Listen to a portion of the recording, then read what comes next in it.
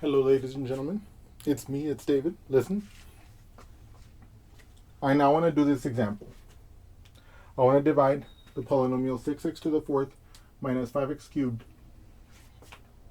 minus 5x minus 6 by the factor 3x plus 2.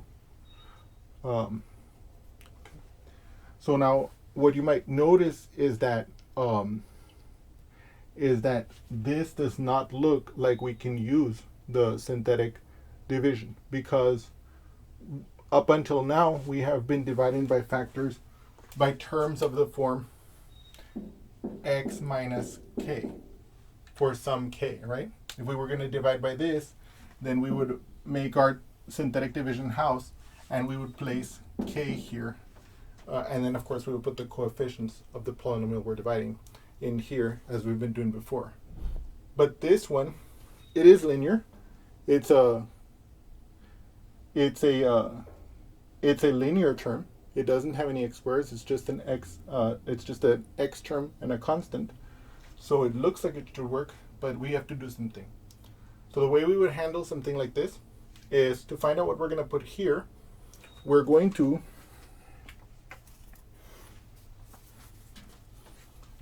set this equal to 0. 3x, in this case 3x plus 2 equal to 0. And we're going to find out what the x would have to be. Okay, I'm sorry. 3x plus 2 equals 0. Notice, I'm setting that equals 0. To get the x by itself here, I would subtract 2 from both sides, of course. That would give me 3x equals negative 2. Then, to get the x by itself, I would divide by 3 on both sides, of course. And you can see that I would get x equals negative 2 over 3, like this. So if this is the case, then I place that here. Okay. Now I want to point out to you that this is exactly what we expect from before. For example, if we had been dividing by the factor x minus 1, as we have done before, you can see that we would have placed a 1 outside the house. And in fact, we did, if you look at some of our previous examples. Well, let's see what would happen if we were to set this equal and solve for the x. I add 1 to the left, I add 1 to the right, and I get x equals to 1, which is exactly the number we would have placed there originally. So in other words, for any term like ax plus b, we can use synthetic division to divide by terms like this. Okay? These are like linear terms, okay, because they have the greatest power of x is 1. Okay? So now having clarified that, and of course we would do it just like this. We would set that term equal to 0, we would solve for x, and that would be the term we would place here. Now without further ado, let's fill up our synthetic division house. In this case, we can see that we have x to the fourth, x cubed. I'm missing an x squared. I have my x term and my 6 term, right? My constant term. So I put a 6 as my coefficient for the x to the fourth. I put a negative 5 as my coefficient to the x cubed. I don't have an x squared term, so I have to place a 0 there. I put a negative 5 as my coefficient for my x term. And finally, I place a negative 6. That's my constant term. And so now, what I'm going to do is I'm going to do the long division. The first thing that we do, as we recall, is that this first term, we drop it. This comes down and we get 6. Okay? Then what we do is we multiply the negative 2/3 times the 6, and we put whatever the product is here. So let's do that over here. What is negative 2/3 times 6? We can't do it directly because 6 is not a fraction. But I can write it as a fraction by setting it as the numerator and 1 is the denominator. And now I can multiply these as fractions. How do I multiply a fraction? Or how do I get the product of two fractions? The product of two fractions is the fraction whose numerator is the product of the numerators and whose denominator is the product of the denominators. I have a negative times a positive, so it'll be negative.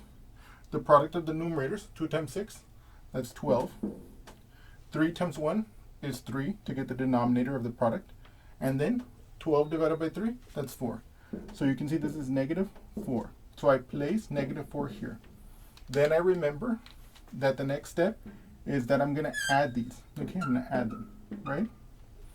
Now, if I add negative 4 and negative, if I add negative 5 and negative 4, they have the same sign. So we keep the sign and we add the magnitudes. The magnitude of negative 5, the magnitude is just the absolute value, okay? So negative 5 has magnitude 5 or absolute value 5. Negative 4 has absolute value 4. 5 plus 4 is 9. So the result is negative 9, okay? This should have been written in dark, okay, like this. So now we need to ask the question, okay, what's the next step? We take this term and we multiply it with this term. So what is negative 2/3 times negative 9? So we know it's going to be positive because it's a negative times a negative. So I'm going to focus down here on what is going to be the actual value. So 2/3. So to do that, I'm going to multiply the fraction 2/3 with 9. As before, we can't multiply these yet because the 9 is not a fraction. But I can write it as a fraction by setting it as the numerator and 1 is the denominator. Right? So I get 9 over 1, like this. And then I ask myself, can I multiply these two fractions? Yes. The product of two fractions is the fraction whose numerator is the product of the numerators. What's 2 times 9? 18. And whose denominator is the product of the denominators. What's 3 times 1? That's 3. And then what is 18 divided by 3? That is 6. And again, as I mentioned before, a negative times a negative is a positive. So I'm going to get positive 6. So I place that product here. Then, as before, I'm going to add these two together, okay? And the sum of these two, 0 plus 6, I'm going to place it here, okay? And so now what I'm going to do is I'm going to take this negative 2/3 and I'm going to multiply it with this 6, okay? You can see, aha, look, I already did that one. It's going to give me negative 4, okay? And oh my God, would you believe it? This column, when I add it, it's going to repeat this one, you see? So it's also going to be negative 9. And when I multiply negative 2/3 times negative 9, it's just like this one. So the product will be 6, just like it was here. And of course, look at this. When I add these two together, okay, which is what I'm going to have to do, I end up with 0. Okay? So now what I want to do is I want to first interpret it in terms of the remainder theorem, but then I want us to look at this.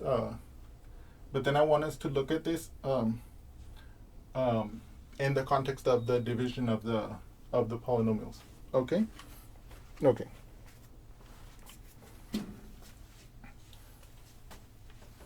Now, conveniently, we actually have the remainder theorem here already, okay? And the remainder theorem tells us that if f of x is a polynomial and has remainder r when divided by x minus k, then f of k is equal to r, okay? So here we're going to have to do a little bit of finagling the things to see what's happening. So what we have to do is this. First of all, we're dividing some polynomial, which we denoted in the theorem as f of x, right? What polynomial are we dividing in this problem? We're dividing this polynomial here. So let's write that down. So here, our f of x is equal to 6x to the 4th minus 5x cubed minus 5x minus 6, okay? And we're dividing it by x minus k. Are we? It doesn't look like it. We're actually dividing by 3x plus 2. How do we resolve these two? Check this out. We originally said that 3x plus 2 equals 0 implied, because we solved for the x, that implied that x was equal to negative 2/3. That's what we got, right? So now watch this. I'm going to add the 2/3 to the other side. So I get x plus 2/3 equals 0. Now look, now watch this. By the way, I understand if the argument I'm about to make is a little bit delicate, but I hope you'll bear with me, okay? And for reasons that I'm about to point out, I can rewrite this as x minus negative 2/3 equals 0, okay? You're going to see why I did that in a moment. Now, I'm about to, so now in the past, we would have said, like, let's say we were dividing by x minus 1, so that we know explicitly that the k would be 1, right? Because it's x minus k. So in this case, if it's x minus 1, the 1 is equal to the k that we want. Let's say we were dividing by this one instead. Then, what we saw is that if we were to have set this equal to 0, that would have implied, as we saw above when I was explaining it, or when I was making the comparison to figure out how we would put the negative 2/3 there, we saw that we would add 1 to the other side, and that would imply to us that x would equal to 1, right? And so then looking at this, we can see that, how do you call it? We can see that, that by subtracting the 1 to the other side, we recovered this k. So in other words, whatever x equals, okay? Whatever x equals, when you set the factor equal to 0, whatever x equals, that's going to be the k, okay? So in this case, when we solve for x equals negative 2/3, that's going to be our k. And you can see that because if we had x equals 1, which is the number we placed here outside the house, we could subtract the 1, and we would recover our original factor, okay? So in other words, now obviously here it looks a lot more complicated, and I know the argument that I'm making right now is kind of jumbled, but let me just summarize it this way one more time. If we had been dividing by x minus 1, then you can see that our k would be 1. And you can see that if you had set this equal to 0 and you isolate the x, you get the x equals 1, which would be our k. If you set in this case, this is not in the form x minus k, right? It's clearly not in the form x minus k. But if I solve for x, I get x equals negative 2/3. And what I'm claiming to you is that this is the k. But what I'm trying to do here is I'm trying to show you how you can realize it as x minus k. Once you have it like this, if you add the 2/3 to the other side, we have something here. But it's not x plus k, it's not x minus k, right? Because this is x plus some number. But can I write it as x minus k for some number? Yes. I know that if I were to have x minus negative 2/3, that would be x plus 2/3. But here I can see, aha, it is x minus some number. That's going to be our k, negative 2/3. Okay? So I hope with that re-explanation, you can now see that this makes sense. In general, the k will be the number you place here, okay? But I hope from here you can see the idea that you can rewrite this one in the form, you can basically rewrite it in the form like this. Well, let me say this. It's not that you can rewrite it like this, but at least so far as this context, this will give us the same information as this one, okay? Okay. Having specified that, we can say that we're kind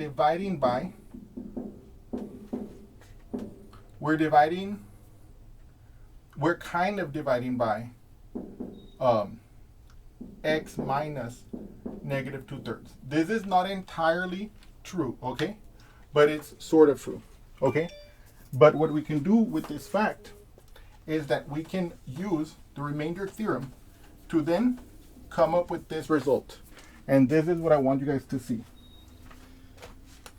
That we saw that when we divided by this factor, which we said in a certain sense gives the same information as this factor, we saw that that leads us to remainder 0. So what I claim here is that f of negative 2/3 is actually equal to 0, okay? Because the remainder here is 0, okay? So now what I want you to think about is this. If we were to have calculated this using this polynomial, it would be a little bit tough, okay? And I want to do that just so you can see that this worked out, that this works out, okay? And so that you can apply this technique later, okay? But what I also want you to notice is that when we were doing it with the synthetic division, yes, we still had to multiply numbers by fractions. And yes, of course, because I constructed this problem for you guys, I didn't make the numbers like ugly as they could have been. like, I just want you to think for a moment if this had been 7 and this had been like 11, numbers like that, where the factors would not have divided or multiplied evenly, the numbers would have been very ugly. Okay? But in any case, I hope you can see from here that being able to conclude that f at this negative 2/3 is 0 based on this calculation is a lot easier than having calculated it explicitly. Now, having said that, let me calculate that explicitly here just for our benefit, right? Let's say you're like, David, I didn't buy that argument you just gave. I can see from what you did how I could duplicate it if it works out. And maybe I trust you that it works out. But can you show me at least this example that f of negative 2/3 with this as my f of x does in fact yield 0? And my answer is yes, of course. Okay.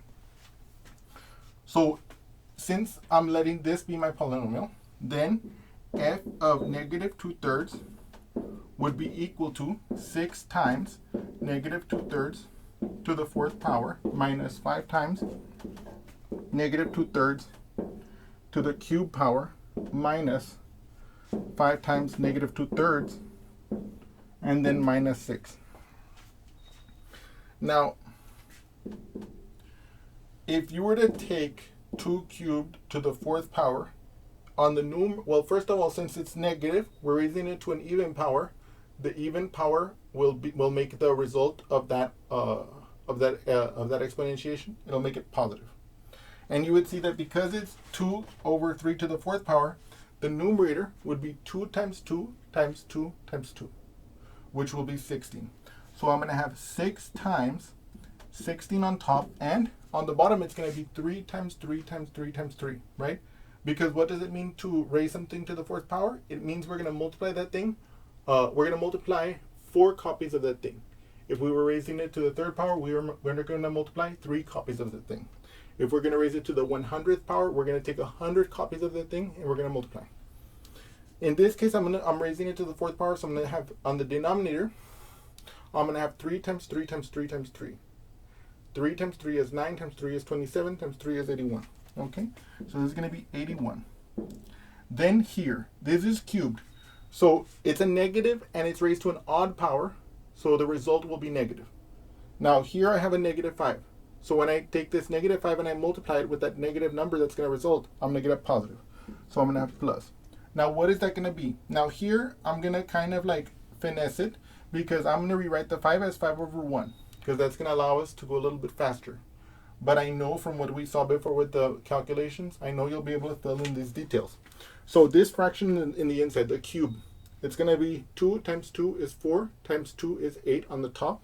And then that 8 times this 5 will make it 40. On the bottom, I'm going to have 1 times 3 times 3 times 3. 1 times 3 is 3. 3 times 3 is 9. Times 3 is 27. So I'm going to have 40 over 27. Here, I can rewrite this as 5 over 1.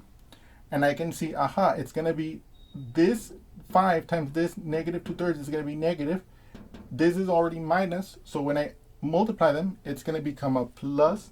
And what's it going to become plus of? 5 times 2 is 10. And then 1 times 3 is 3. And then finally, I have minus 6 here. And of course, now look at this. I can multiply this 6 times this 16. And that's going to give us 96. Okay. So I have 96 over 81 plus, now you know that 27 can be rewritten as 80, 27 times 3 is 81. I know that 40 times 3 is 120 because 4 times 3 is 12. So 40 times 3 is 120. So I can see that this is 120 over 81. And then I can see that this one, I can leave it for later. Or actually, look at this. 3 times what gives me 81? 27. 27 times 10 is 270. So I can say, aha, that's plus 270 over 81. And then finally, minus 6 over 1. 1 times 8. So I can see this as negative 6 over 1.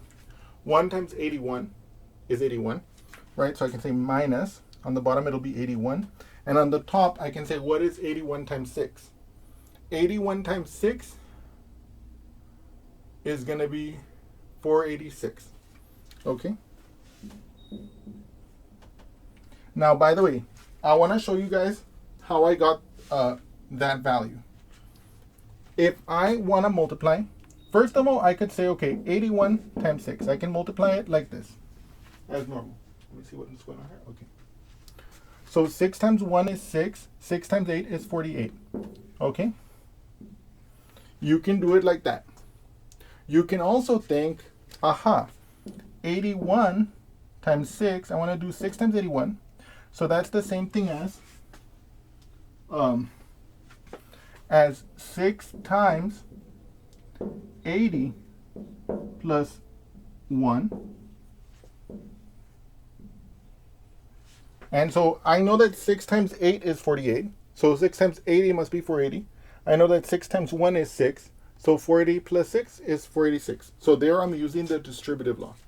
And now here all I would have to do would be have to add these three and then subtract the 486 to see what this evaluation simplifies to. So if I take 96 plus 120 plus 270, I get 6 plus 0 is 6. 9 plus 2 is 11. Plus 7 is 18.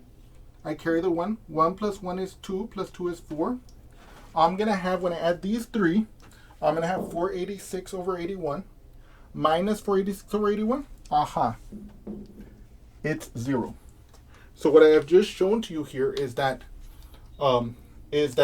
even though this was not written as x minus k, because we could interpret the division by that factor as giving the same information as dividing by this factor, okay? Specifically, the information is that the information is due to the factor theorem. The factor theorem says that if you have a polynomial and you evaluate it at some value, like let's say r, if that evaluation leads to 0, then x minus r is a factor of that polynomial. Now, in this case, if you set this equal to 0, you will see that it'll become 0 when x equals to negative 2/3. And so as a consequence of that, this factor carries the same information in that regard as this factor, because, stand by please, I'm sorry.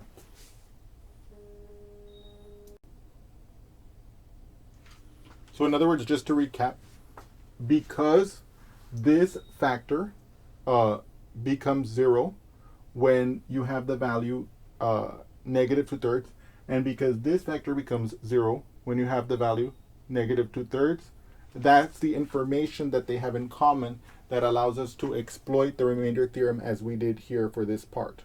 So now we're going to proceed with the second interpretation of the results of the synthetic division, and namely the result that what does this division give us? And we can see from here that it gives us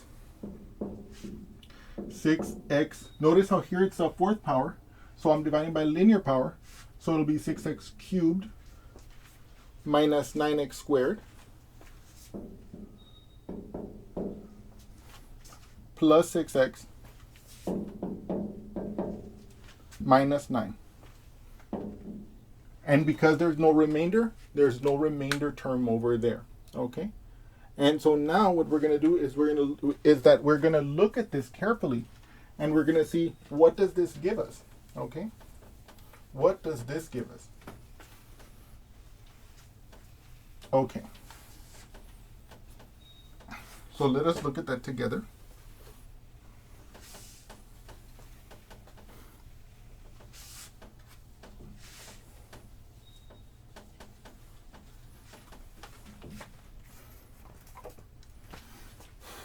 So the first thing we know is that we can translate this division fact into the following multiplication fact. We can say that 6x to the fourth minus 5x cubed minus 5x minus 6 is equal to 3x plus 2 times 6x cubed minus 9x squared plus 6x minus 9. Now, I think that you guys probably can see something about this that pops out at you. Do you see it? Look at this carefully. It's interesting. Look at this.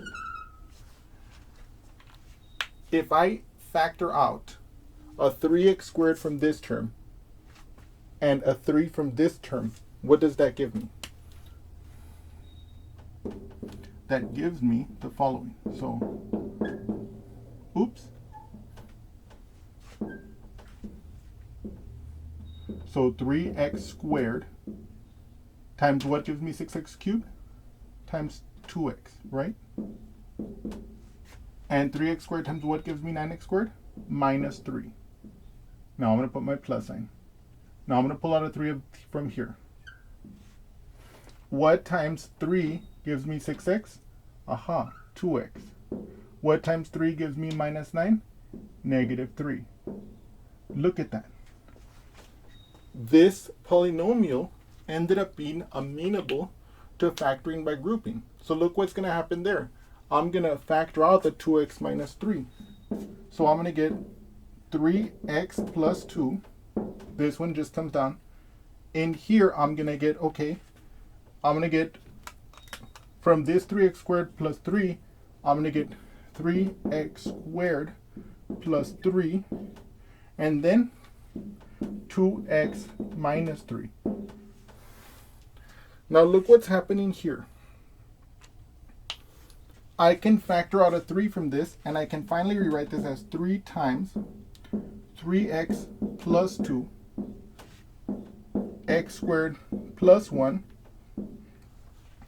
and then 2x minus 3. Okay? And now this one, if we're just looking for real coefficients and not imaginary coefficients, this would be the end of this factorization. Okay?